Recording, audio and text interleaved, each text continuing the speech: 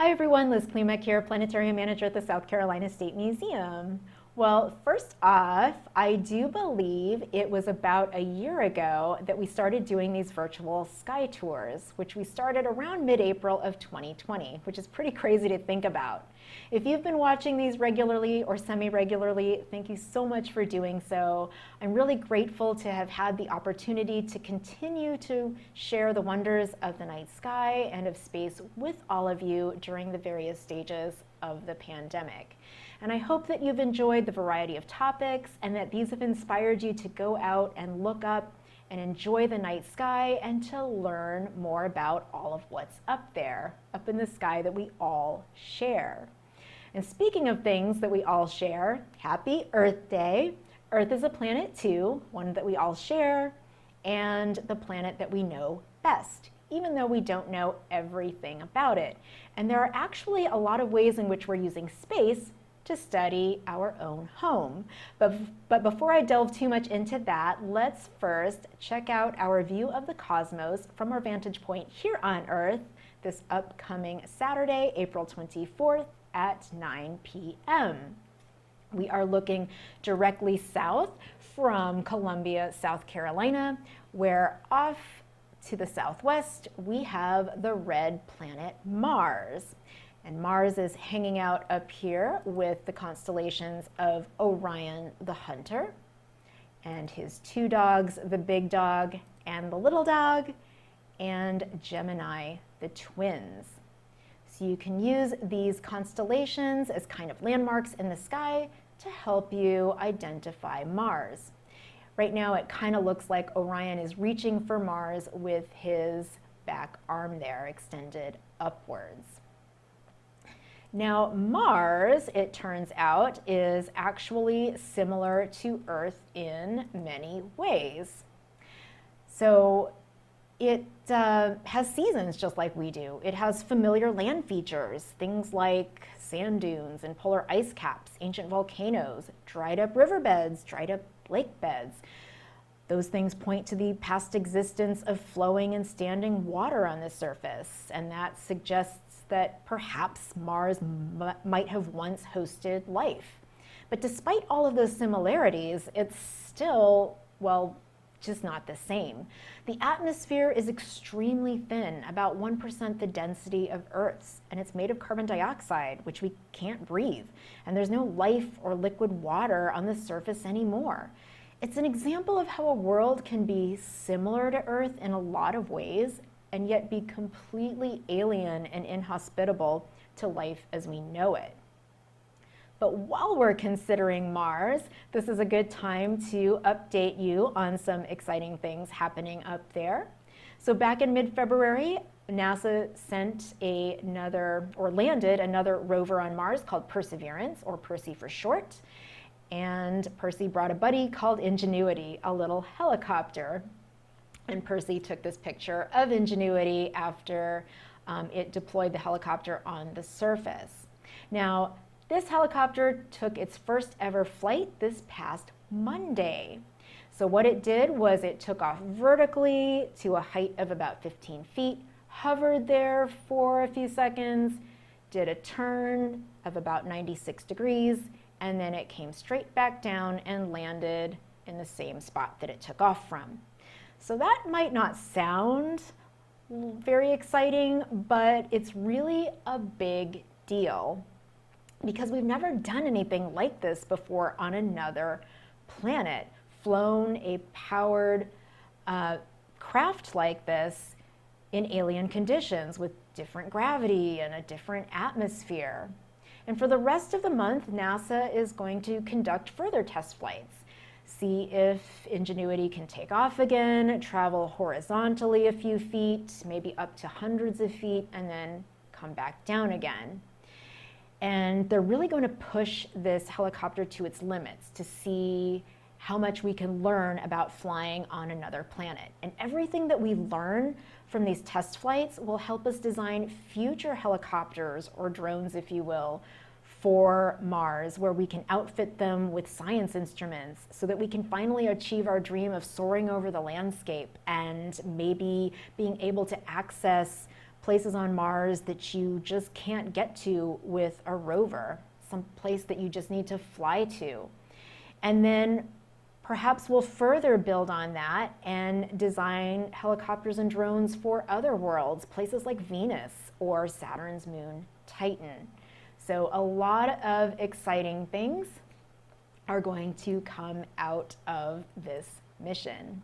So if you do happen to see Mars up there in the sky, give Percy and Ingenuity a wave and check out NASA's websites for updates on what they are up to and all of the exciting things happening.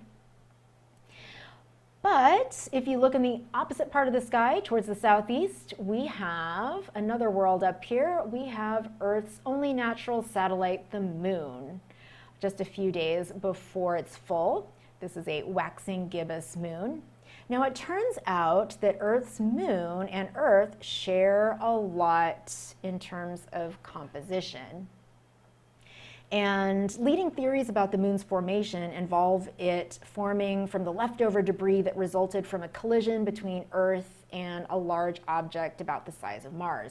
So back when the solar system was very young, I like to think of it as kind of a messy construction zone where things were just kind of flying around and smashing into other things a lot. And so something smashed into Earth, and the debris that was ejected out of that kind of coalesced under gravity and became the moon.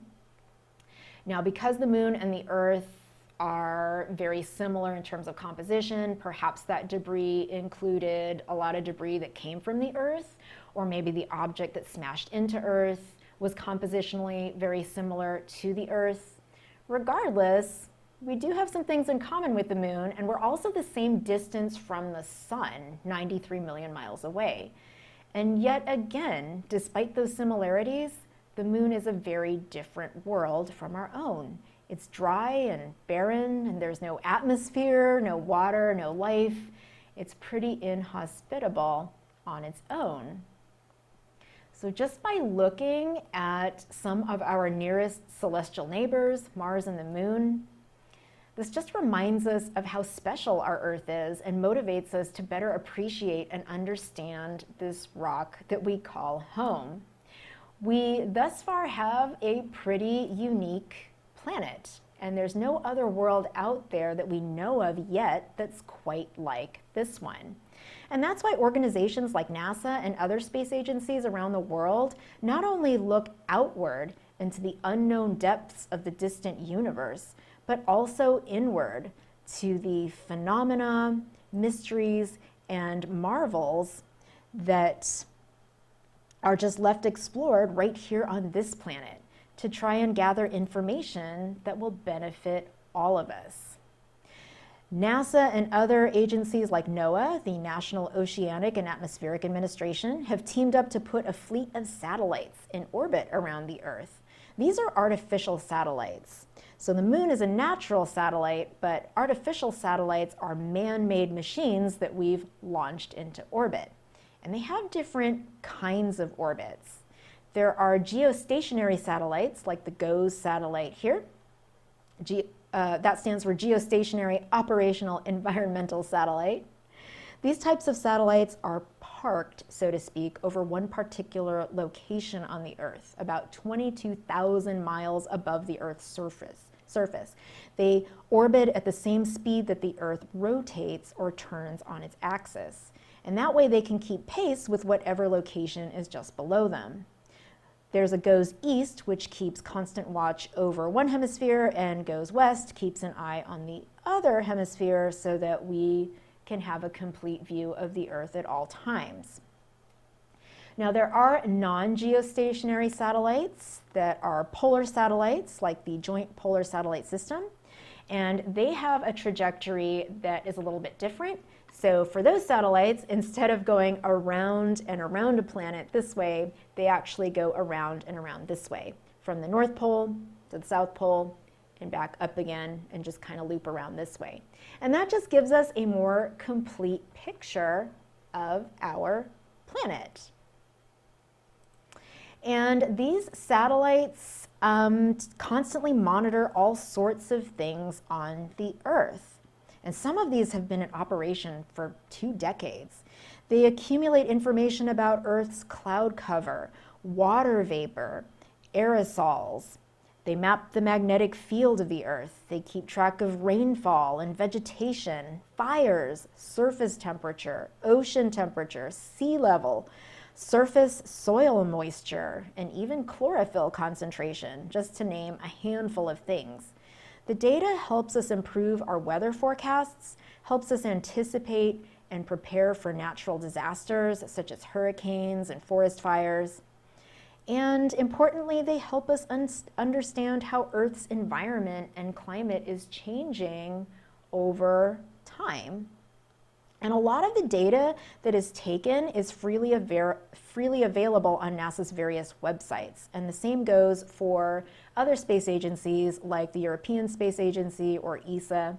They have websites where you can access the data, and they sometimes even give you basic data analysis tools if you want to just dive into the data a little bit on your own.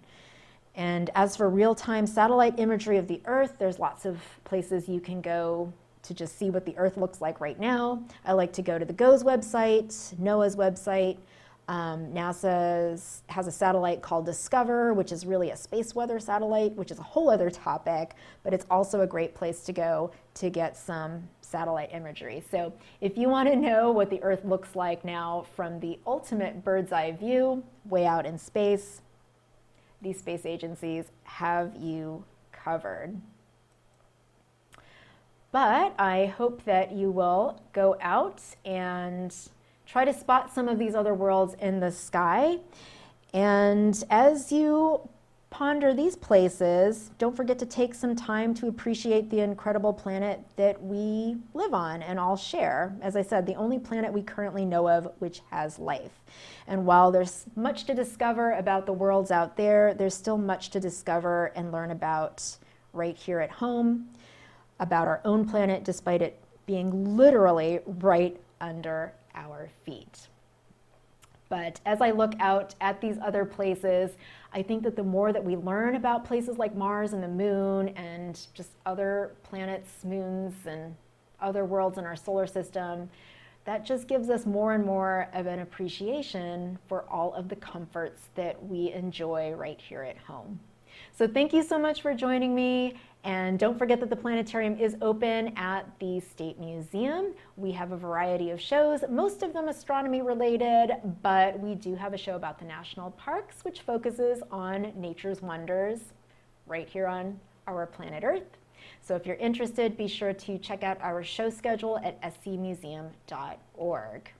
Don't forget to click below to like, subscribe, comment, and all that good stuff. And as always, take care of yourselves and each other, and I'll see you back here next time.